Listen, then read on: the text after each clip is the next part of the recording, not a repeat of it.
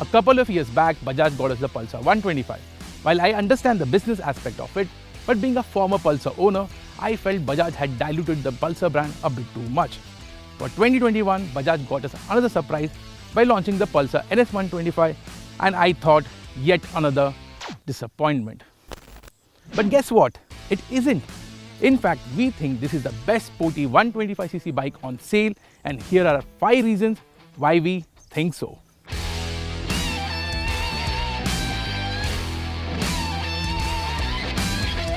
Unlike the Pulsar 125, the NS 125's motor has been derived from the Pulsar NS 160, and Bajaj engineers have reduced the bore and stroke figures. This has 2 benefits. The first and more important one is that it produces more power and torque than the Pulsar 125. Second being that Bajaj engineers didn't have to waste much effort in re-engineering the engine mounting points to accommodate it in the new perimeter frame.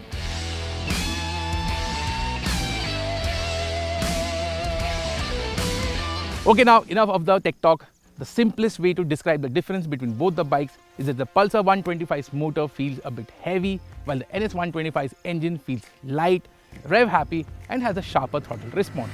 It also has a stronger mid-range, and there's a punch from the motor at around 6000 RPM, which makes commuting and hustling this bike in city traffic equally enjoyable. I must also add that the toe-only 5-speed gearbox works perfectly and offers precise shifts.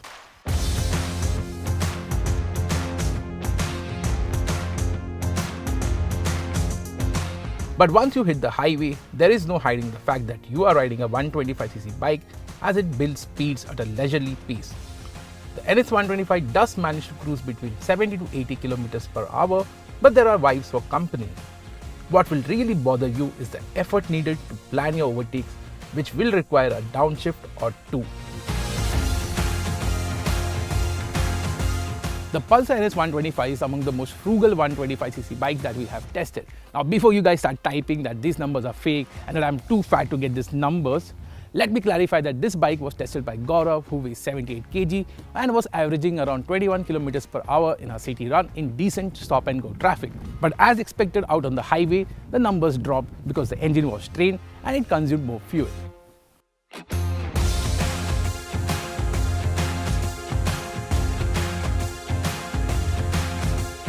In comparison to the Pulsar 125, the NS has a longer wheelbase and is also 4 kg heavier.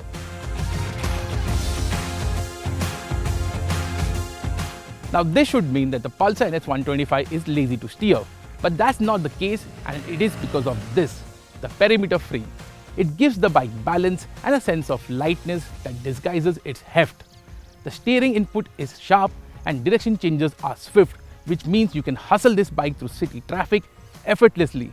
And if you want to learn the art of cornering around mountain twisties, it is up for it.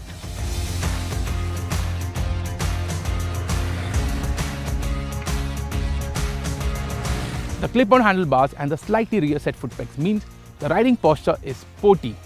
The other bits that aids its handling dynamics are the skinny tires and the monoshock suspension. Talking about suspension, the telescopic fork does a good job of absorbing any bumps and undulations on the road, while the monoshock offers a firm ride. That said, it is not so stiff that the rider gets tossed off the seat. As for the brakes, they do a decent job in terms of bite and feel. ABS has been given a miss to save cost. We think a single channel ABS should have been offered as an option to improve safety.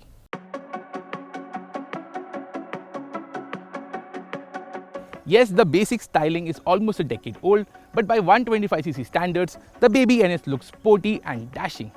I'm not sure how existing NS 160 and NS 200 owners would react to the fact that this bike has copied their bike's design. But if you're buying a Pulsar, that is something to expect. But unlike its elder siblings who seem to have taken a fancy for Govinda with their loud new colors, the baby NS is much more subtle with anodized finish on the frame and the wheels. And I particularly like this chill shade, which Bajaj aptly calls beach blue.